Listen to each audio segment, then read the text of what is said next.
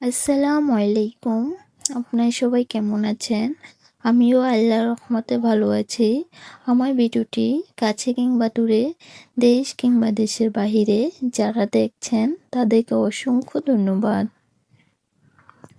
আজ বাবা আমাদের পছন্দের সবজি নিয়ে আসছে, তো ভাবলাম যে আপনাদের মাঝেও শেয়ার করা যাক।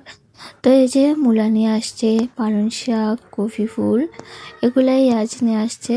তো আজ রান্না করব মূলা।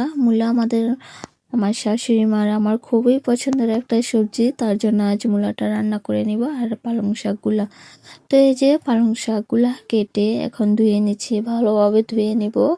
বালি থাকলে আর খাওয়া যাবে না, তার জন্য আমি যে কোনো শাক 4, 5, 6টা ধোয়া দিয়ে থাকি।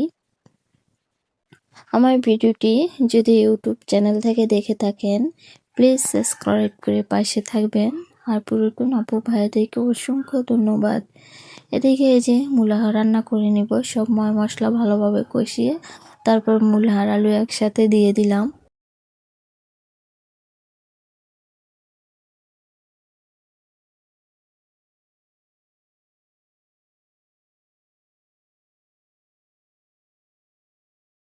আজকের ব্লগ ভিডিওটি আপনাদের কাছে কেমন লেগেছে সবাই কমেন্টের মাধ্যমে জানাবেন।